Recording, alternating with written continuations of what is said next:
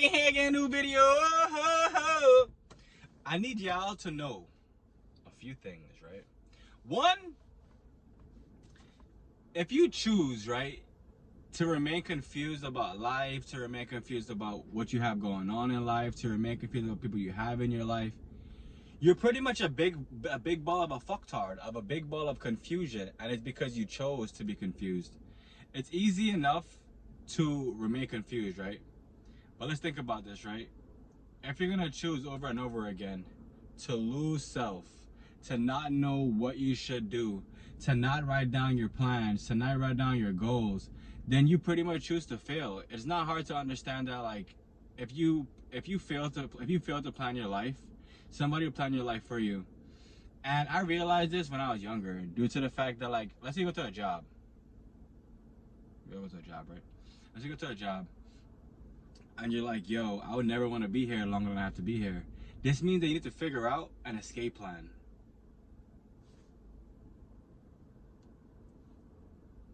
And you're probably wondering, what's an escape plan? The escape plan is that, okay, you realize, right? You break it all down, like simple science.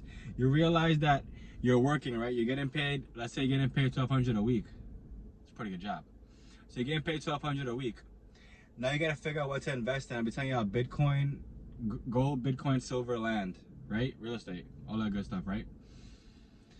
And the more and more you realize that you want to invest, right? The more, my bad. The more you won't spend money you don't have. The more you'll realize that, okay, I have to make the most out of the money I'm making. The more you won't eat food outside. You'll realize that eating all this food is making you gay. You know what I'm saying? Gay. So you avoid eating out. You make sure that you're eating in, aka at your crib. And you're just gonna make sure that you're on your P's and Q's. I'm never gonna say it's easy, but it's gonna be worth it. Like, at the end of the day, like, you have to want more out of your life than everybody else. And there is no competition to any of this, because, like, a lot of people don't want shit out their life. Like, they have no problem doing the bare minimum every single day, day in, day out. And they have no, and then they look to the sky and they try to figure out why God forsake them. Bitch, you forsake God. You chose, like, it's crazy because, like, it could be all in front of your face, right?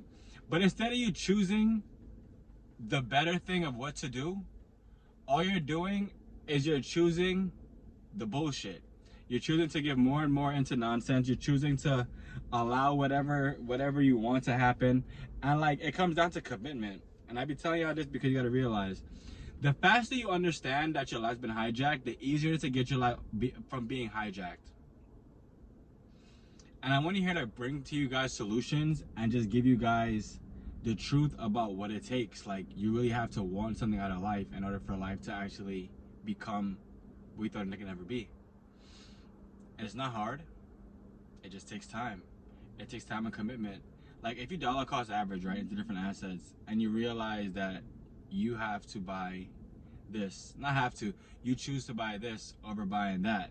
Like, for instance, people that won't shop at Walmart due to the fact that whatever reason it's overly cheap, and, you know, the labor and all kind of different stuff, that's on you. If you're gonna choose to go shop at a $25 a pound place to get meat, that's on you.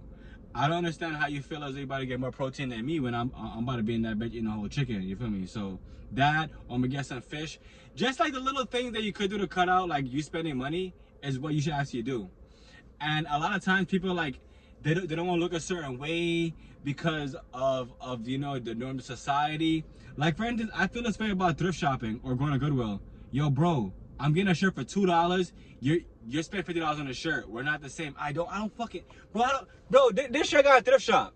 And this what happened at the vintage shirt. This shirt cost about $5. Maybe I got it for cheaper than that when I used to work at a thrift store. But it's just crazy to me because, like, if you don't want to cut out the expensive things now, and you want to have them, like you want to buy everything expensive now while you're on, like, a fucking slave wage, let's really think about it, right? You're stuck in a rat race, and you choose to be stuck there because you cannot allow yourself to cut out certain things. Bro, that's a slave if I ever seen a slave myself. And I would just laugh. Like, I think it's crazy people go to the store, go to the mall and spend like thousands of dollars and then be living in like a shithole. I don't understand, like, I'll never understand people's mind when they buy certain things, and like in reality, right? I forgot who said it, but if you can't buy something 3 times and you can't afford it, I forgot who said it, unfortunately. But think about that, right?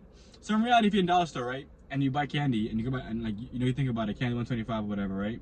So you know, times 3 is 3 something, right? You can afford to buy that. But when you're out here buying fucking shoes every week that you don't need, you have 2 feet, right? 2 feet, 1 pair of shoes. I don't see anything crazy about that.